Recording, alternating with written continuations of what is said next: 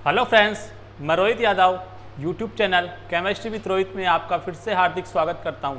Firstly I am very thankful to you कि आपने हमारे चैनल को लाइक, शेयर और सब्सक्राइब किया और अपना सपोर्ट देते रहे।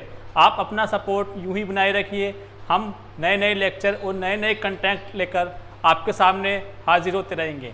आज का हमारा टॉपिक है वो है हेलो एल्केन की जो बची हुई रिएक्शंस हैं उनको लेकर, और हेलो एरिन्स की केमिकल रिएक्शन भी साथ में हम देखेंगे। जैसा कि आपको पता है हम ऑर्गेनिक केमिस्ट्री रीड कर रहे हैं। ऑर्गेनिक केमिस्ट्री में हमारा चैप्टर नंबर 1 है haloalkane and haloarene. इसमें हमने methods of preparation, general introduction, physical properties और chemical properties of haloalkane तक रीड कर लिया था। एक हमारी last reaction of haloalkane की बची हुई है, वो है रिएक्शन विथ मेटल। मतलब हम मेटल की रिएक्शन करवाएंगे हेलो एल्केन के साथ। हेलो एल्केन हमें जनरली पता है, हेलो एल्केन हमारे पास होते हैं एल्किल हैलाइड्स। एल्किल हैलाइड्स क्या है? Halo alkane. हम बात कर रहे हैं रिएक्शन विथ मेटल, मतलब हम इसमें देखेंगे कि एल्किल हैलाइड मेटल के साथ रिएक्शन करके किस प्रकार का कंपाउंड फॉर्मेशन करेंगे। रिएक्शन विथ मेटल देखेंगे हम। बात कर रहे हैं हम हेलो एल्केन की। हेलो एल्केन है RX, मतलब एल्किल हैलाइड। यहाँ जो हैलाइड एटम है वो जनरली डिनोट करेंगे हम क्लोरीन, ब्रोमीन या आयोडीन से। मतलब हैलाइड एटम के तौर पर मैं ले सकता हूँ क्लोरीन, ब्रोमीन एंड आयोडीन, और R यहाँ पर डिनोट कर रहा है एल्किल ग्रुप को। अब RX की रिएक्शन करवाएंगे हम मेटल के साथ। मेटल के साथ रिएक्शन करवाएंगे तो हमें जनरली एक कंपाउंड फॉर्मेशन होगा। वो कंपाउंड है ऑर्गेनोमेटेलिक कंपाउंड। उस कंपाउंड का नाम है ऑर्गेनोमेटेलिक कंपाउंड। Organometallic compound. इस कंपाउंड का नाम कहाँ से आया या इसकी सर्वप्रथम खोज किसने की, सबसे पहले हम वो देखेंगे। उसको देखने से पहले हम जनरली ये देखेंगे कि जो मेटल है वो RX के साथ एक प्रकार से बॉन्डिंग बनाएगा। वो बॉन्डिंग बनाएगा कैसे? R और X के बीच में मेटल फंस जाएगा। मतलब जो मेटल है वो R और X के बीच में आ जाएगा। इस तरह से बॉन्डिंग बनाएगा ऑर्गेनोमेटेलिक कंपाउंड। यहाँ तक बात क्लियर। अब हम देखेंगे ऑर्गेनोमेटेलिक कंपाउंड आया कहाँ से, सर्वप्रथम इसकी खोज किसने की। हम इसकी डिस्कवरी की बात करें या हिस्ट्री की बात करें, मैं बात कर रहा हूँ हिस्ट्री की। हिस्ट्री की बात करें तो इसकी हिस्ट्री में सबसे पहले एक वैज्ञानिक थे या साइंटिस्ट थे, उनका नाम था विक्टर ग्रिग्नार्ड। विक्टर ग्रिग्नार्ड ने सन 1900 में, मतलब 1900 में एक कंपाउंड या ऑर्गेनोमेटेलिक कंपाउंड की खोज की थी। उन्होंने किया क्या था कि एल्किल हैलाइड लिया था, एल्किल हैलाइड की रिएक्शन करवाई थी, मेटल लिया था उन्होंने, मेटल के तौर पर उन्होंने लिया था मैग्नीशियम। मैग्नीशियम से रिएक्शन करवाई थी किसकी प्रेजेंस में? ड्राई ईथर की प्रेजेंस में, यानी इन्होंने एज ए सॉल्वेंट लिया था ड्राई ईथर। ड्राई ईथर की प्रेजेंस में रिएक्शन करवाई थी तो उन्हें एक ऑर्गेनोमेटेलिक कंपाउंड फॉर्मेशन हुआ था, वो था RMgX। मतलब मेटल क्या है यहाँ पर बीच में आ गया Mg यानी मैग्नीशियम, और X क्या है हैलाइड, और R क्या है एल्किल ग्रुप। इसे जो नाम जनरली नेम दिया गया एल्किल मैग्नीशियम हैलाइड, इसे बोला जाता है alkyl magnesium halide. Alkyl magnesium halide को विक्टर ग्रिग्नार्ड के डिस्कवरी के आधार पर एक और नाम दिया जाता है, वो है उन्हीं के नाम के आधार पर ग्रिग्नार्ड रिएजेंट। यहाँ तक बात क्लियर। मतलब इसे ग्रिग्नार्ड रिएजेंट क्यों बोला गया? क्योंकि जो हमें एल्किल मैग्नीशियम हैलाइड मिला उसकी सबसे पहले खोज किसने की थी? विक्टर ग्रिग्नार्ड ने। इसीलिए उनके नाम के आधार पर उसका नाम ग्रिग्नार्ड रिएजेंट रख दिया।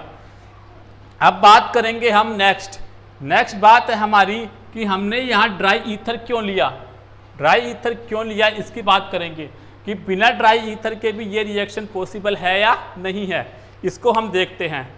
तो इसको मैं रफ कर दे रहा हूँ, आप इसे नोट कर लीजिए या वीडियो को रिवर्स करके पॉज करके भी इसको नोट कर सकते हैं। अब हम देखेंगे कि हमने dry ether as a solvent काम में क्यों लिया, इसका वर्क क्या है ड्राई ईथर को यूज करने का। अब हम देखेंगे कि dry ether dry ether generally होता क्या है, ये एक मॉइस्चर एब्जॉर्बिंग कंटेंट है या मॉइस्चर एब्जॉर्बिंग सब्सटेंस है। तो ये है मॉइस्चर को एब्जॉर्ब कर लेता है। रिएक्शन मिक्सचर में जो मॉइस्चर प्रेजेंट है उसको एब्जॉर्ब कर लेता है ड्राई ईथर। जनरली होता क्या है कि हम कोई भी केमिकल रिएक्शन करवाते हैं तो केमिकल रिएक्शन करवाने पर उस केमिकल रिएक्शन में थोड़ी बहुत मॉइस्चर प्रेजेंट होती है। उस मॉइस्चर की वजह से ये मेटल उस मॉइस्चर से रिएक्शन कर लेगा और मेटल मॉइस्चर से रिएक्शन करने पर मेटल ऑक्साइड और मेटल हाइड्रोक्साइड का फॉर्मेशन कर लेगा। जैसे मेटल मॉइस्चर से रिएक्शन करने पर या तो मेटल ऑक्साइड बना लेगा, मेटल ऑक्साइड, या मेटल हाइड्रोक्साइड बना लेगा, मेटल हाइड्रोक्साइड। यहां तक बात क्लियर। अब इस मेटल ऑक्साइड और मेटल हाइड्रोक्साइड को बनने से रोकने के लिए इसमें ड्राई ईथर मिलाया जाता है। मतलब ड्राई ईथर इस मॉइस्चर को क्या कर लेगा, एब्जॉर्ब कर लेगा और हमें रिएक्शन में मेटल प्योर फॉर्म में मिलेगा और प्योर फॉर्म में मेटल RX के साथ रिएक्शन करके RMgX या R मेटल X या ऑर्गेनोमेटेलिक कंपाउंड का फॉर्मेशन करेगा। आ गई बात समझ में। मतलब ड्राई ईथर का वर्क क्या है यहाँ पर, मॉइस्चर को एब्जॉर्ब करने का। अब हम देखेंगे कि ये जो RMgX है, RMgX या एल्किल मैग्नीशियम हैलाइड या ग्रिग्नार्ड रिएजेंट, इसमें बॉन्डिंग किस तरह से है। हम बॉन्डिंग की बात कर रहे हैं। मतलब जो इसमें एल्किल ग्रुप है, एल्किल ग्रुप का कार्बन एटम है और मैग्नीशियम मेटल है, इन दोनों के बीच एक प्रकार का बॉन्ड है। इस बॉन्ड को हम जनरली नेम देंगे कोवेलेंट, यानी इन दोनों में जो बॉन्ड है वो है कोवेलेंट। मैग्नीशियम मेटल और हैलाइड एटम, हैलाइड एटम की इलेक्ट्रॉन नेगेटिविटी ज़्यादा होने के कारण ये मैग्नीशियम मेटल के इलेक्ट्रॉनों को अपनी ओर खींचता है। इलेक्ट्रॉनों को अपनी ओर खींचने के कारण इस पर पार्शियली नेगेटिव चार्ज आ जाता है और इस पर पार्शियली पॉजिटिव चार्ज। इस पर पार्शियली नेगेटिव चार्ज आने के कारण ये बॉन्ड एक प्रकार से आयनिक बॉन्ड बन जाता है। आगे बात समझ में। तो इसमें तो कौन सा बॉन्ड हुआ, आयनिक बॉन्ड, और इसमें कौन सा बॉन्ड हुआ, कोवेलेंट बॉन्ड। लेकिन कोवेलेंट बॉन्ड होने के साथ साथ ये वाला बॉन्ड एक हाईली पोलर कैरेक्टर भी शो करता है। मतलब कोवेलेंट बॉन्ड तो है ही और ये हाईली पोलर कैरेक्टर भी शो करता है। मतलब ये बॉन्ड क्या है, हाईली पोलर। हाईली पोलर का मतलब है कि ये जो एल्किल ग्रुप का कार्बन एटम है वो मैग्नीशियम के इलेक्ट्रॉनों को अपनी ओर आकर्षित करके रखता है, जिसके ऊपर पार्शियली नेगेटिव चार्ज आ जाता है। तो ये थी हमारी बॉन्डिंग किसमें, एल्किल मैग्नीशियम हैलाइड या ऑर्गेनोमेटेलिक कंपाउंड। ऑर्गेनोमेटेलिक कंपाउंड में दो तरह की बॉन्डिंग हमें देखने को मिली। पहली है कोवेलेंट बॉन्ड। कोवेलेंट बॉन्ड है वो है एल्किल ग्रुप के कार्बन एटम के और मैग्नीशियम मेटल के बीच में, और दूसरा है आयनिक बॉन्ड, वो मिला हमें हैलाइड एटम और मैग्नीशियम मेटल के बीच में।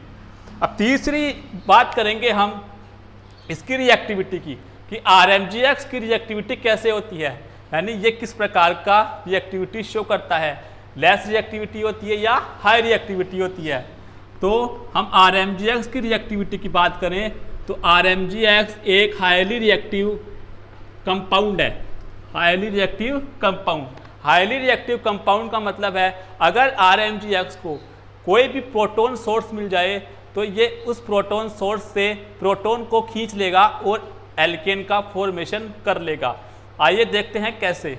हमारे पास कोई भी प्रोटॉन सोर्स है, प्रोटॉन सोर्स कौन कौन से, जैसे इनमें प्रोटॉन प्रेजेंट हो।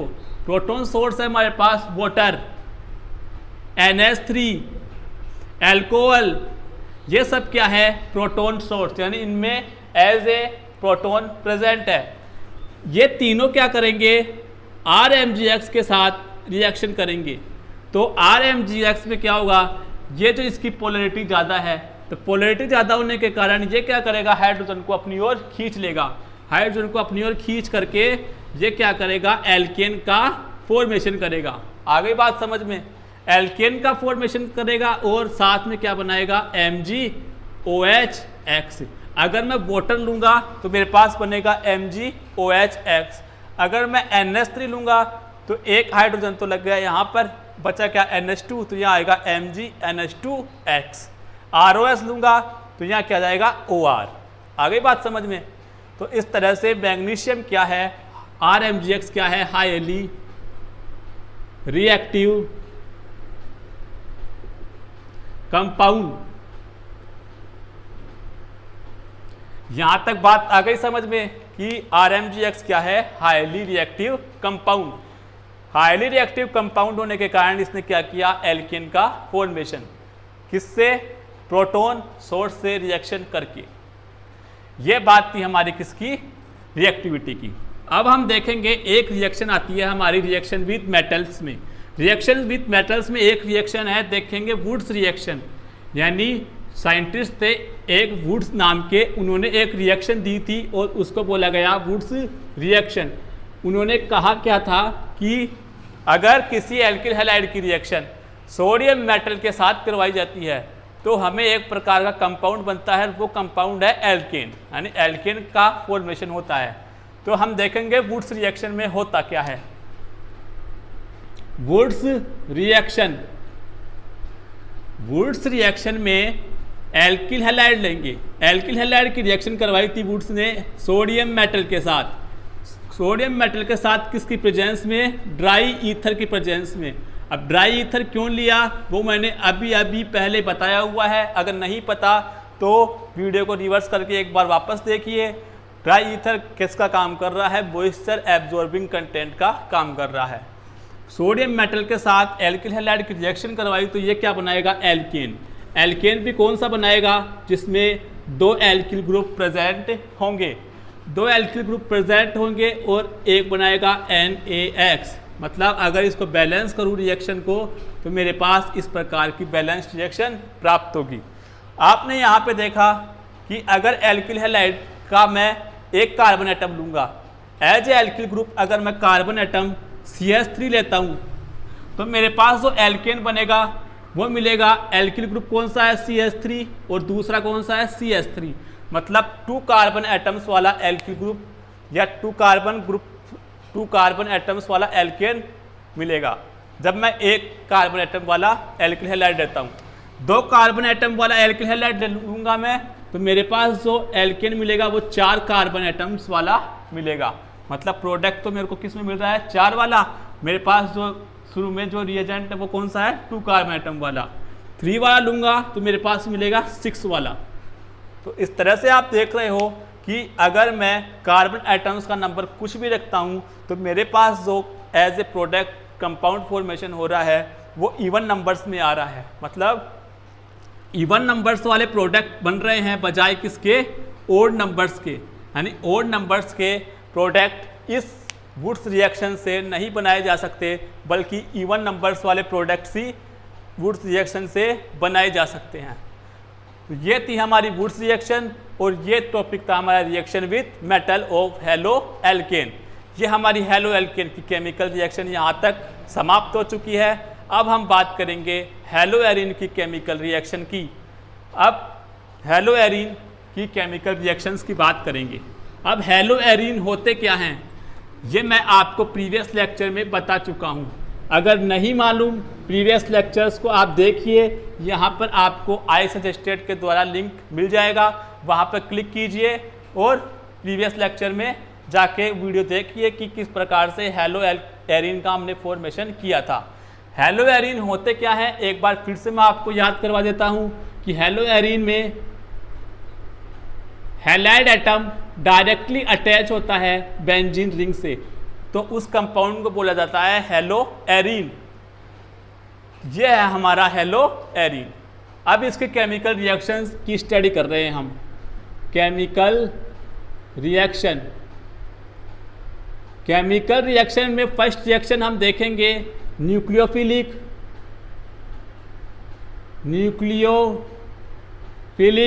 Substitution reaction.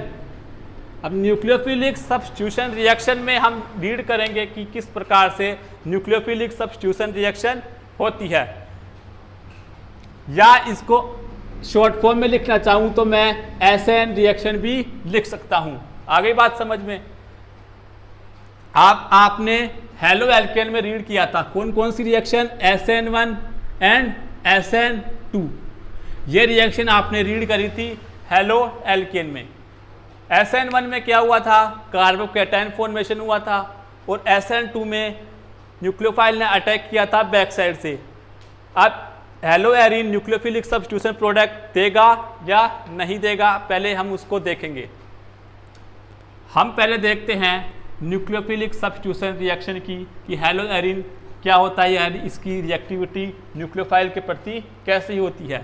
तो हम बात करेंगे कि ये लेस रिएक्टिव होते हैं, लेस रिएक्टिव कौन, हेलो एरीन।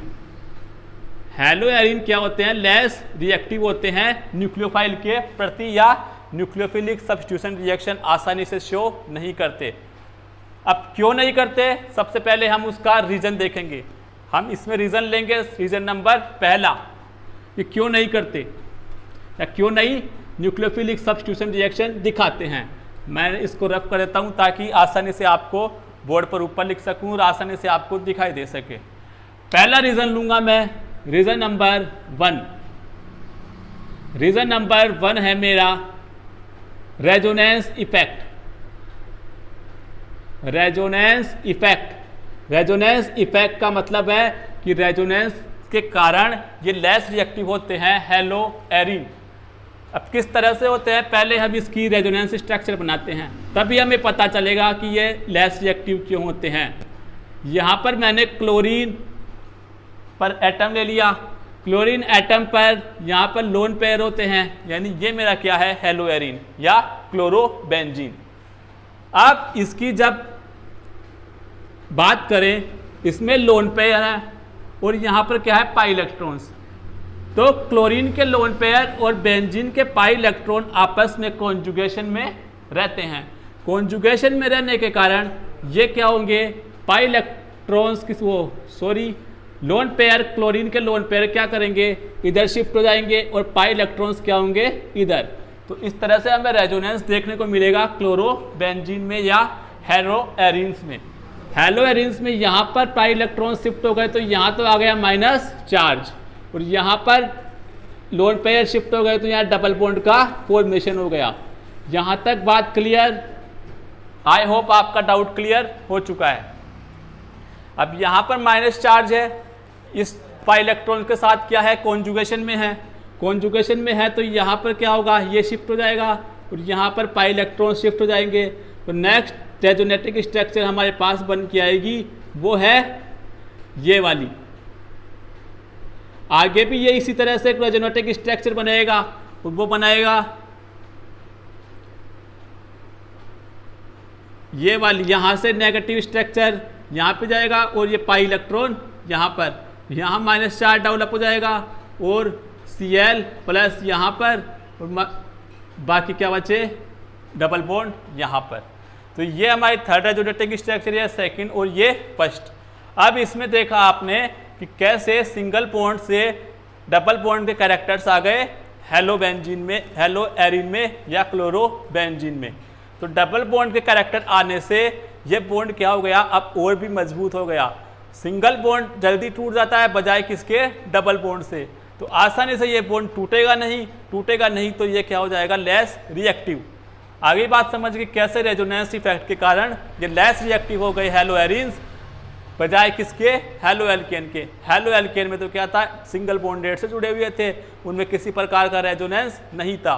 इसमें रेजोनेंस होने के कारण इसमें डबल बॉन्ड कैरेक्टर्स आ गए, डबल बॉन्ड कैरेक्टर्स आने के कारण ये लेस रिएक्टिव हो गए hello arene nucleophilic substitution reaction के प्रति।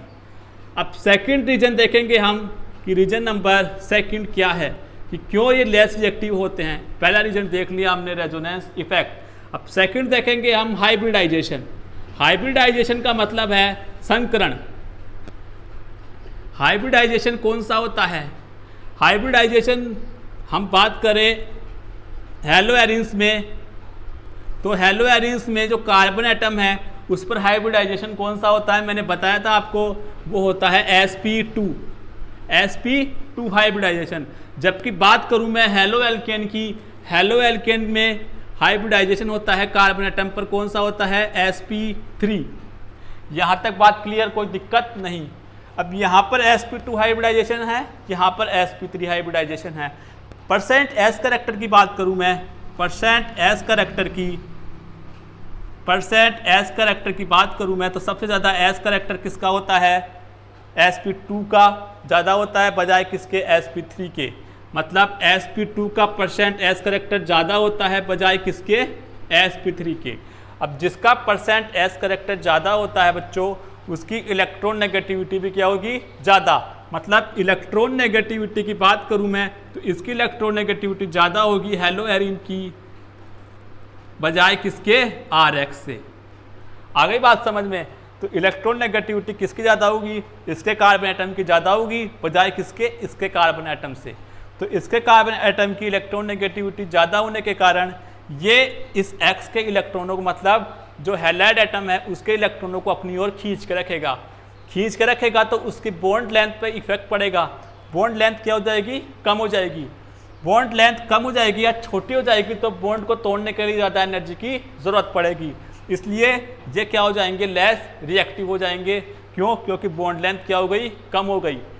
कम क्यों हो गई? क्योंकि इलेक्ट्रोनेगेटिविटी बढ़ गई। इलेक्ट्रोनेगेटिविटी क्यों बढ़ी? क्योंकि इसके परसेंट एस करेक्टर ज़्यादा हैं, इसलिए सेकंड रीजन हमने देखा हाइब्रिडाइजेशन के कारण ये क्या हो गए? Less reactive.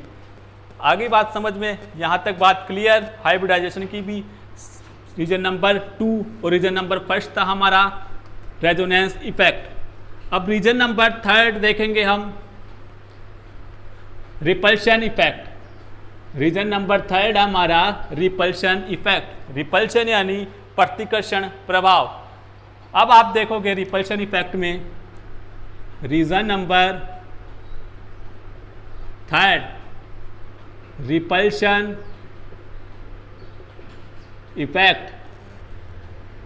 रिपल्शन इफेक्ट में होगा क्या कि हमारे पास गिवन है ये एक प्रकार का हेलो एरिन में X पर है हमारे पास लोन पेयर, और हम बात कर रहे हैं न्यूक्लियोफिलिक सब्स्टिट्यूशन रिएक्शन की, यानी अटैकिंग स्पीसीज होगी वो है न्यूक्लियोफाइल।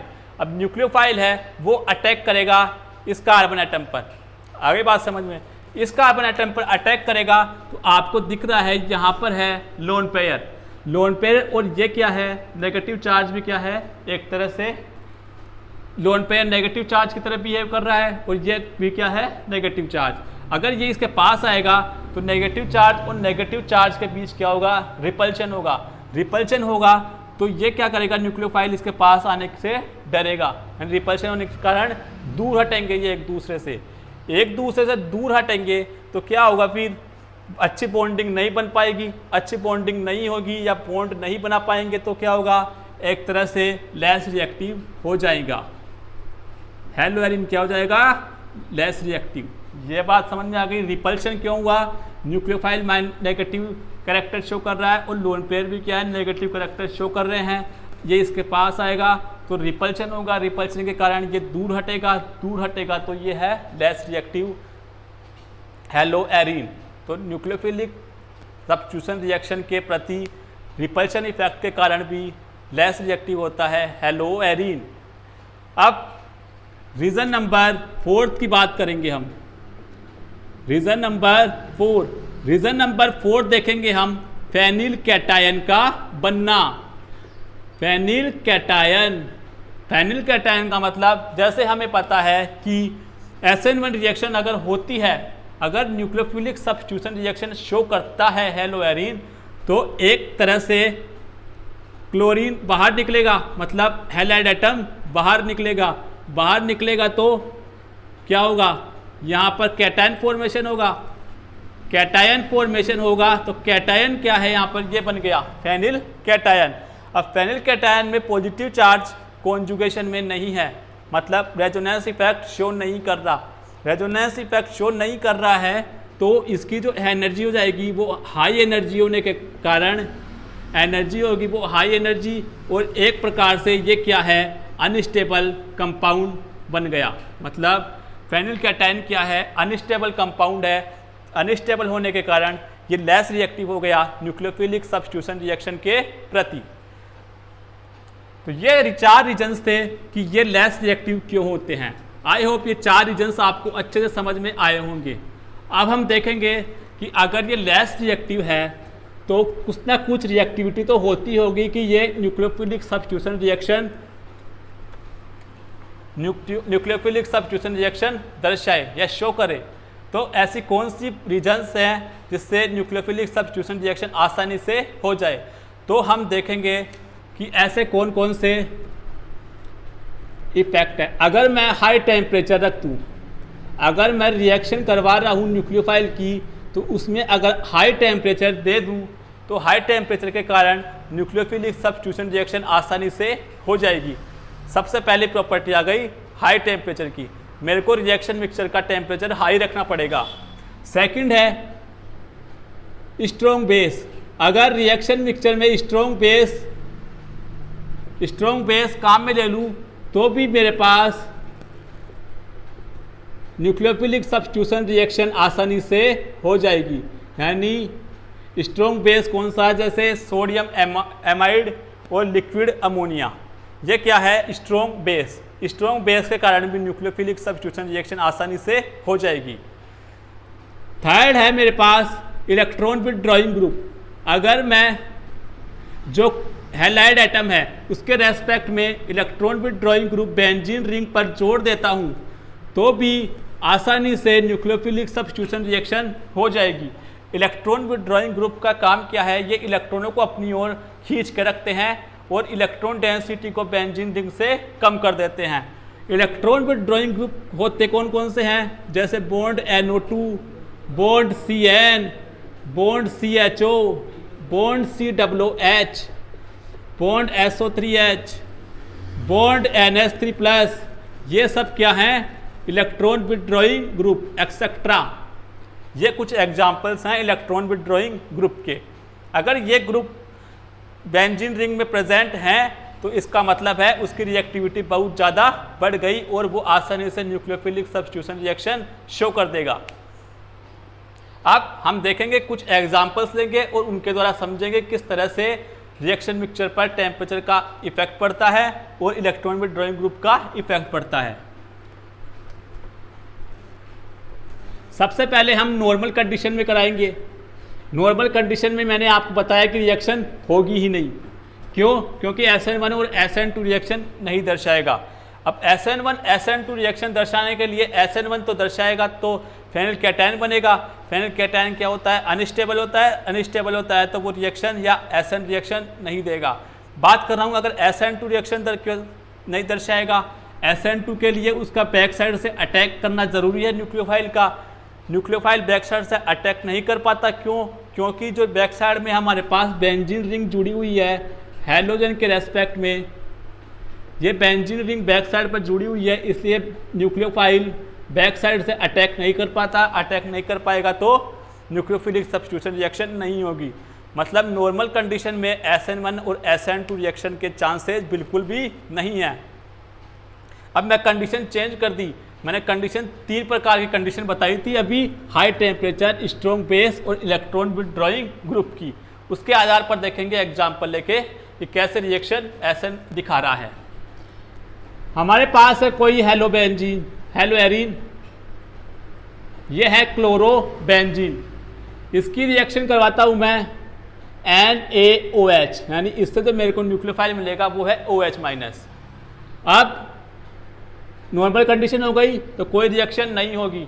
मैंने बताया था अगर टेम्परेचर को हाई कर दूंगा तो रिएक्शन पॉसिबल है, तो मैंने टेम्परेचर को क्या कर दिया, हाई कर दिया 623 केल्विन के आसपास, और प्रेशर को रख दिया 300 एटमॉस्फेयर।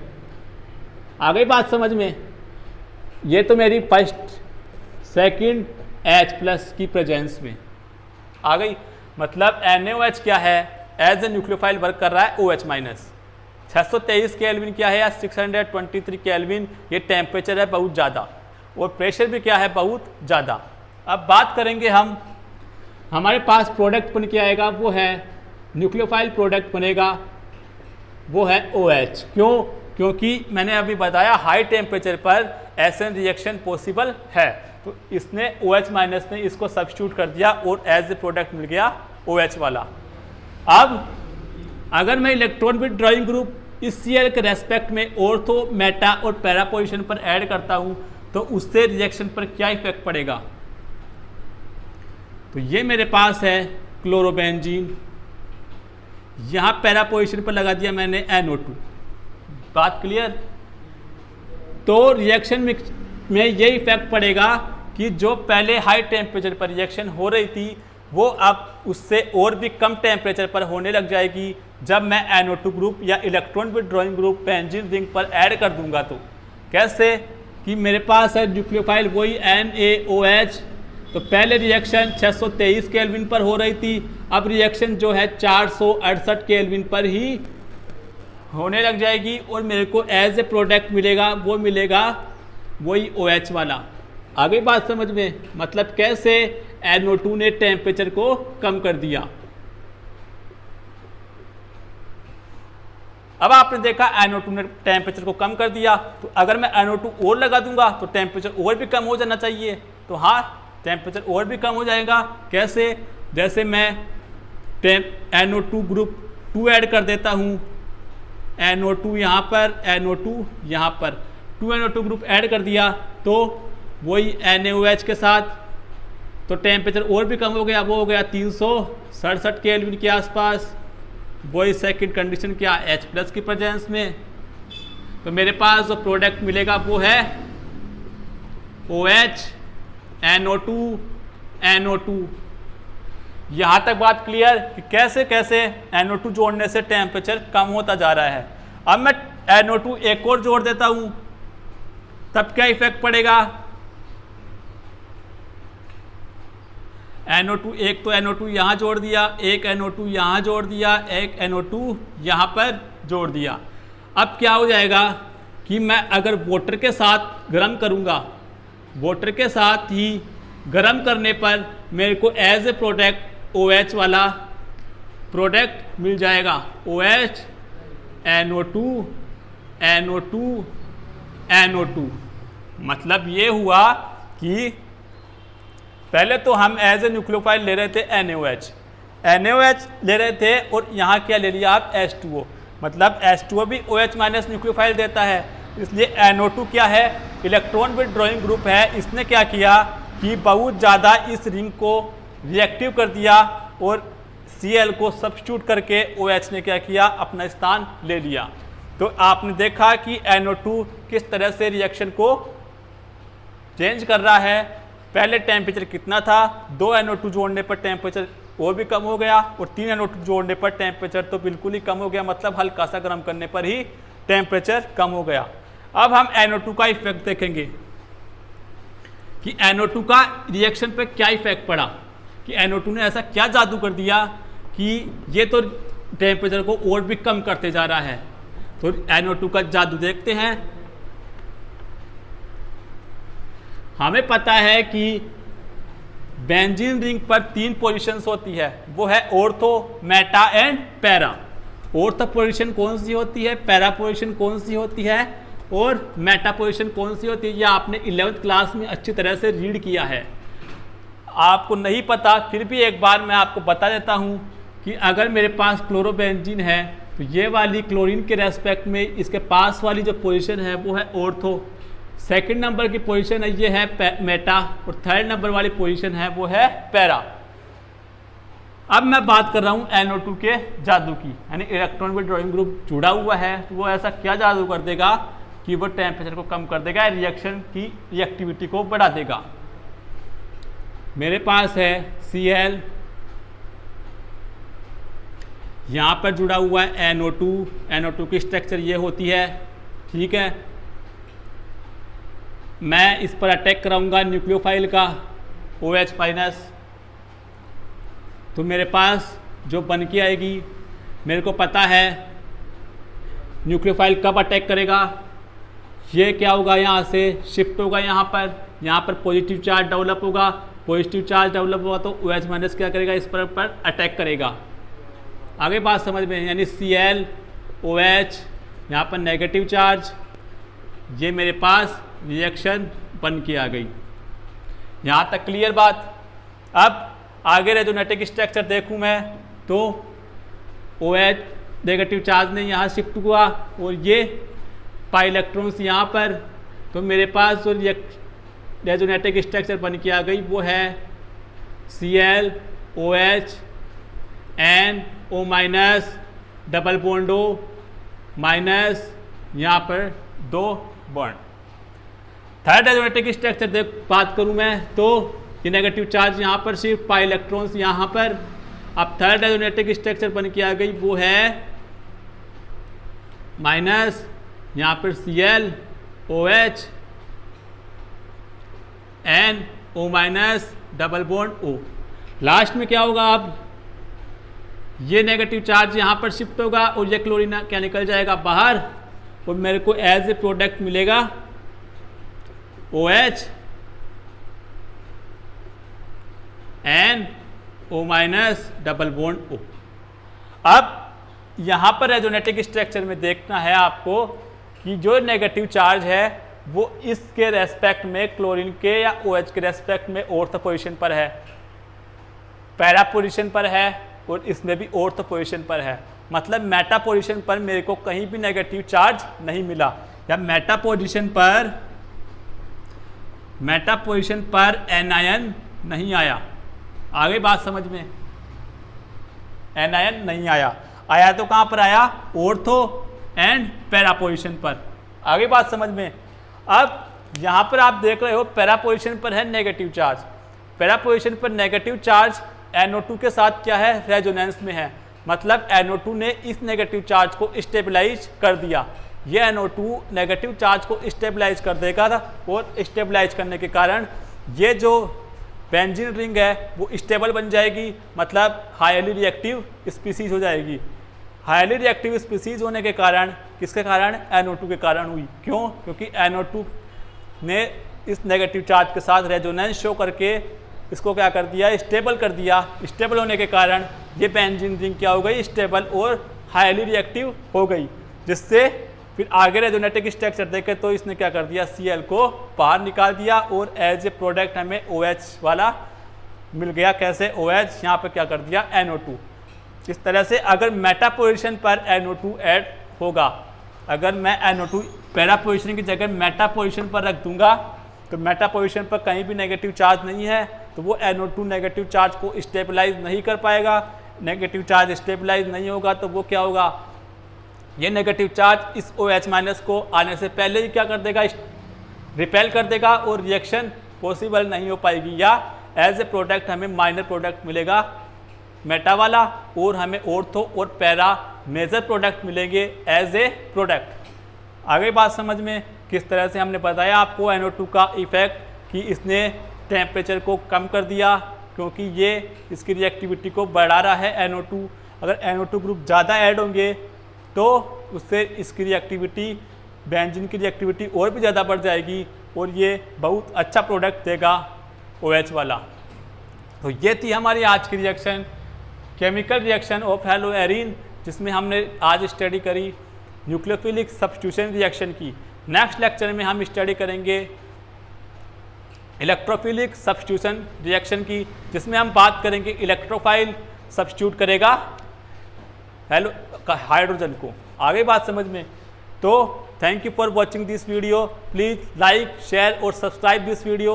अगर आपको ये वीडियो बहुत अच्छा लगा हो तो एक लाइक तो बनता है और इस वीडियो को जो भी कंपटीशन एग्ज़ाम की तैयारी कर रहे हैं उन तक शेयर कीजिए ताकि उन तक हमारे अच्छे अच्छे वीडियो जो बन रहे हैं वो पहुँचे, और प्रेस द बेल आइकन ताकि आपको हमारे नोटिफिकेशन आसानी से मिलते रहें, और इस चैनल को ज़रूर सब्सक्राइब करें। Thank you for watching this video. Bye bye.